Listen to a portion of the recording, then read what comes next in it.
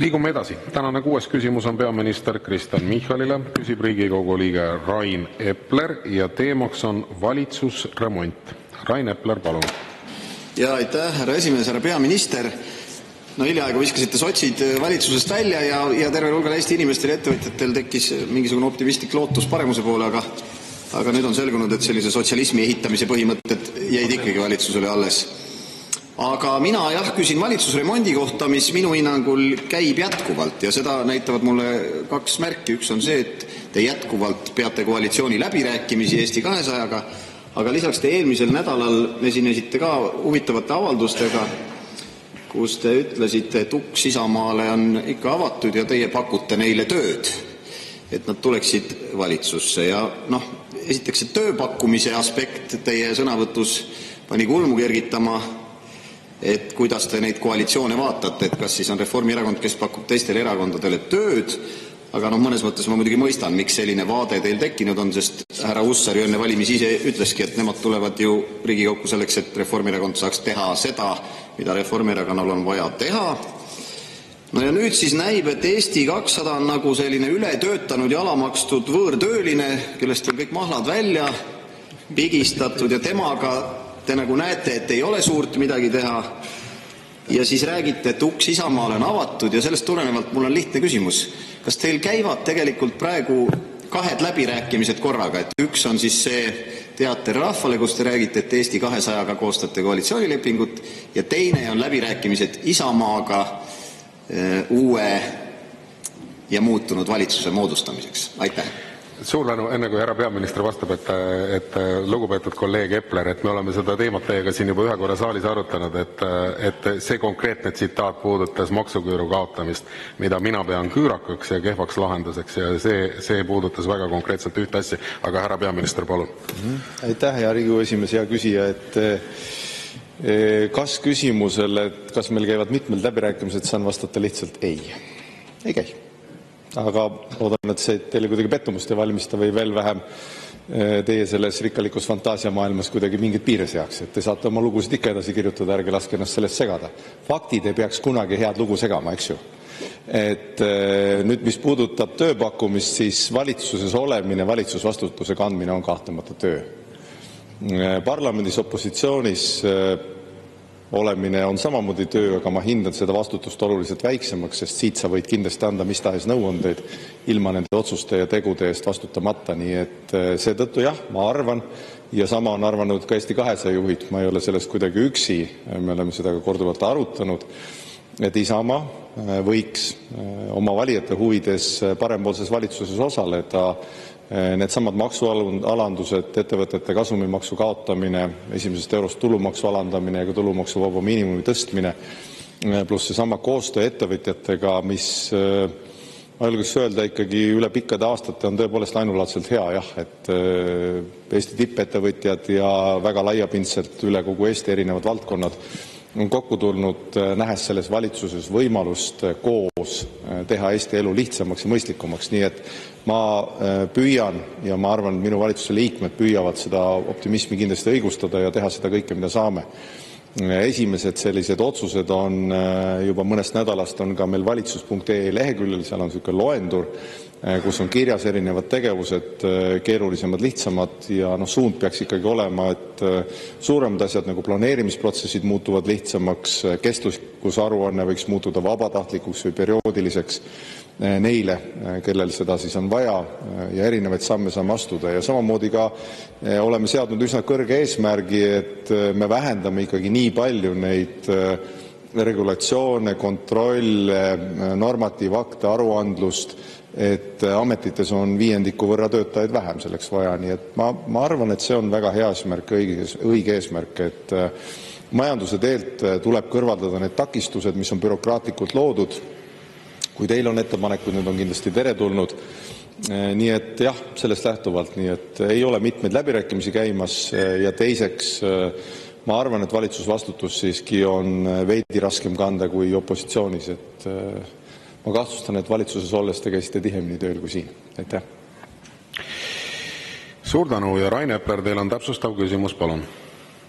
Jaa, siin mitu täpsustavat küsimust. Viimase repliigi kohta ma ütleks, et ma olen erinevates töökohtades nii valitsuses, Riigikogus kui ka enne seda erasektoris alati kõvasti tööd teinud ja katsun seda jätkata, nii et ma ei tea, kas selles peitus mingi ironia või etteheide. Nüüd see doktriin, millest te ise olete lähtunud ja mida te siin minule omistasite, et faktid ei peaks head uudist segama, et meenutagem siin hiljutisi tuuleenergia arutelusid, kui lõpuks ikkagi faktid numbrite näol teieni jõudsid, millele te siis vastuseks ütlesite, et numbri maagiasse ei maksa kinni jääda ja tänaseks on jõudnud asi selleni, et Kliimaministeeriumi ametnik, kes faktidest rääkis, otsib tootvamat tööd.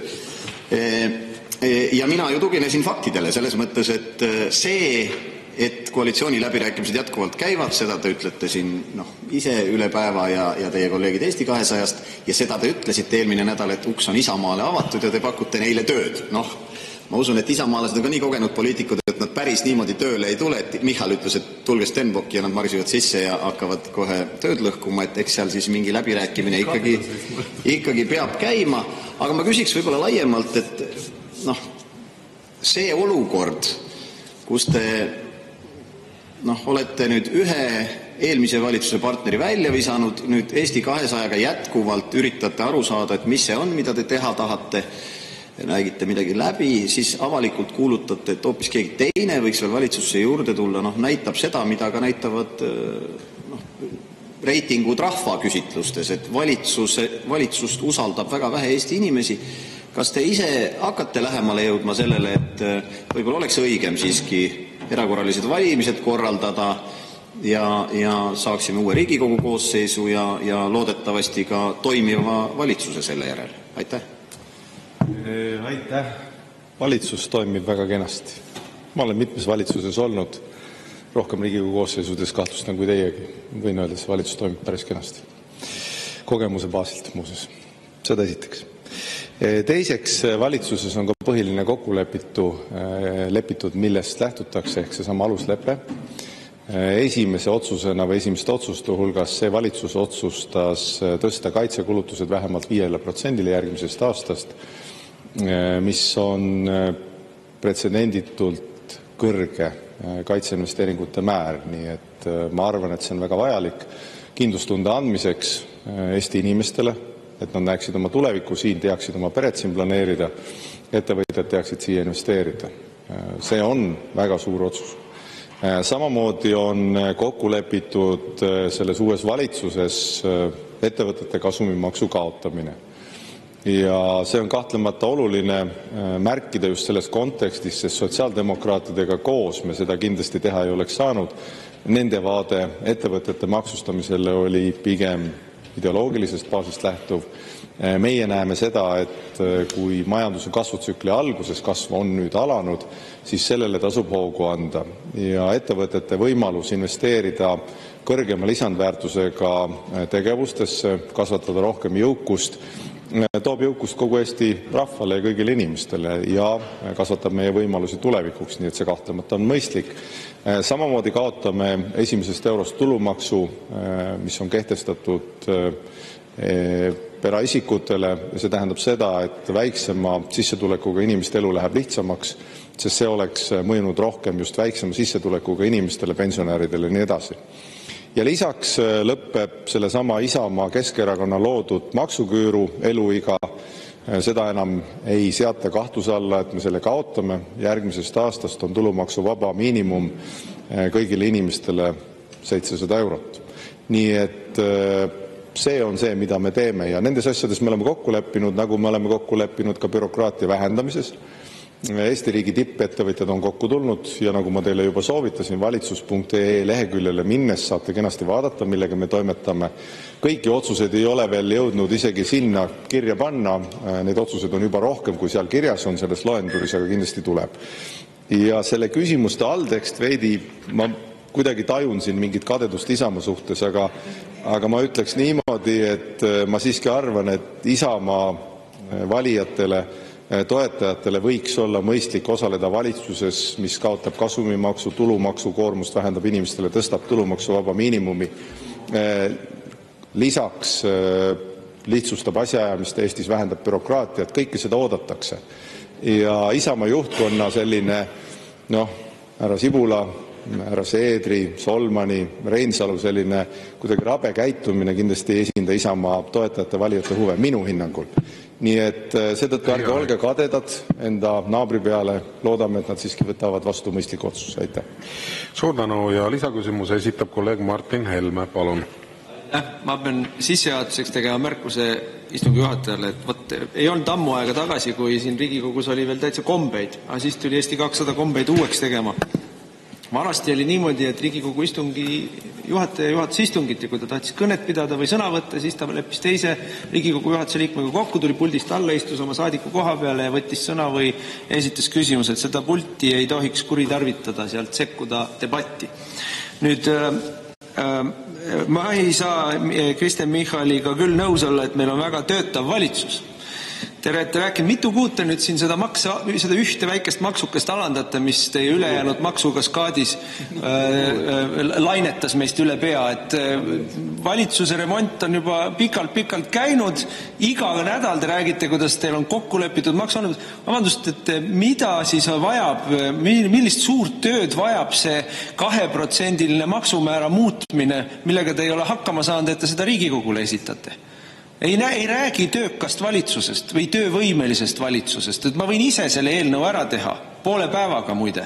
Täitsa tehtav, seda saab isegi üks Riigikogu saadik hakkama, et te ei ole ju töökad. No see, et te olete kokku leppinud 5% kaitsekulude tõusu. Ega ka ju ei ole veel näinud ühtegi eelnõud, riigieelarvet või mingeid niisuguseid dokumente, kust me saaksime seda nagu lõpuks heaks kiita, võib-olla riigieelarvesse tõesti nii kirjas on, aga siis tekib meil jälle probleem, et see ei ole parempoolne valitsus, mis suurendab defitsiiti, sest kui te korraga tulete meile siin sügisel maksualandusega, mida te lubate, ja riigikaitsekulude suure tõstmisega, siis me suurendame, käristame riigieelarvet defitsiiti ja siis kukub kokku kogu selle elu, mida te olete meile rääkinud 5 aastat, kuidas te teete riigi rahandust korda. Et tegelikult ei saa ju mitte millegiga hakkama, mida te olete lubanud või millest te räägite. Ja sellises olukorras on ju selge, et teie valitsuspartnerid kukuvad tasapisi ära. Keegi teine siit Riigikogu saalist ei ole nõus teiega koos valitsusse tulema ja sellisel juhul tasuks ikkagi väga tõsiselt kaaluda uuesti rahva poole pöördumist ehk erakorralisi valimisi. Miks te nii kangesti kardate rahvast? Aitäh. Ma arvan, et teie selline faabul oli täpselt sama probleemiga silmitsi, millega Rain Epleri püstitatud lugu, et faktid jälle ei rikkunud seda head nagu lugu ja narratiivi. Valitsus, kinnitan, töötab kenasti, paremini kui eelmine partnerlus, see on selge. Vaated on parempoolsed liberaalsed maksueelnõud, teie heameeleks on Rahandusministeeriumis tegemisel. Seal on võimekad inimesed, nad teevad need eelnõusid, need tulevad siia parlamenti ja kaitsekulude otsus tõsta vähemalt 5% on ka valitsuskabinetis vormistatud otsus. Sellel nädalal teie heameeleks ja meie kõigi heameeleks tuleb kaitseminister ka kirjeldama, milline see tempo võiks olla, mida me saame teha ja ehk mida me saame ka ajaliselt tuua ettepoole. Defitsiidi puhul on praktiliselt loomulik, seda ei ole ka keegi ju varjanud, et kui sa pead kiiresti ostma relvi, siis selleks tuleb võtta laenu ja meie defitsiit kasvab. Seda ka Euroopa reeglid nüüd lubavad, Euroopa reeglid äsja muuseas muutusid. Nii et seda me igal juhul teeme. Kui see alternatiiv on relvade ostmise edasilükkamine või tegemata jätmine või te soovite selle asemel jätkata mingite oma ideedega maksutõusudest või millestki muust, siis seda ma kindlasti ei poolda. Aitäh! Suur tänu, sellega lõpetame siis meie 6. küsimuse käsitlemise. Enne kui me edasi läheme, Rain Epler, käsi püsti, küsimus istungi läbiviimise protseduuri kohta. Jaa, tegelikult ma kasutasin seda protseduurilisi küsimusi märki protesti esitamiseks ja võib-olla te arvasite, et ma tahan siin mingeid Michali väiteid kommenteerida. Sugugi mitte. Protest ongi teie suunas. Te võiksite, kui aega saate, lasta stenogrammidest välja võtta need korrad ja siis mulle selle info saata, mitu korda te olete sealt puldist öelnud, et juhataja ei sekku küsimusse ja ei sekku vastusesse. Ja nüüd siis, kus te tundsite, et teie nahal veidike pitsitas, te hakkasite siiski minu küsimuse järel siin mingisugused oma kommentaare loopima ja sisu osas ma ütleks veel niimoodi, aga minge vaadake see oma tsitaat üle. Te ei räägi seal mitte midagi maksuküürust, te räägite sellest, Eesti 200 tuleb Riigikokku selleks, et Reformierakond saaks teha seda, mida Reformierakonnal on vaja teha. Nii et, aga nagu ütles ka Martin Helme, kui te tahate sellekohast debatti minuga pidada, tulge puldist ära, leppige Arvo või Toomasega kokku, et nemad juhatavad ja arutame seda koridoris. Aga see, et te hakkate ikkagi olukorras, kus te olete 2 aastat tõrjunud inimeste protseduurilisi küsimusi, küsitakse, et vabandust, minister ju absoluutselt ei vastanud küsimusele ja nii edasi, ja siis te olete kogu öelnud, teie ei sekku.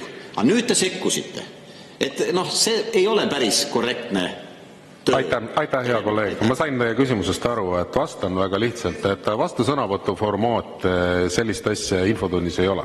Ja kui te korduvalt panete siin infotunnis alla mulle kogu aeg seda ühte lauset, mille osas ma ei nõustu teie seisukohtadega, siis ma pidasin lihtsalt vajalikuks seda veel kord korrigeerida ja ma ei kavatse seda siin edaspidi enam teha, sellepärast et me oleme selle teema siinkohal selgeks rääkinud, et te võite seda tsitaati muidugi edaspidi ka julgelt kasutada ja see on teie õigus siin Riigikogu saalis. See on minu jaoks infotunni formaadi mõttes reguleerimata küsimus, kuna te puudutasite otseselt minu isikut, siis ma pidasin vajalikuks sellisel juhul sekkuda, sellepärast et reguleerimata protseduuri küsimuses muuseas on Riigikogu istungi juhatajal võimalik sekkuda ja seda ma siinkohal tegin. Aitäh, aga seda ei ole nii, aga see on reguleerimata protseduuri küsimus ja istungi juhatajana ma kasutasin selle võimaluse ära. Midagi teha ei ole. Te ise tegite seda täiesti teadlikult ja provokatiivselt.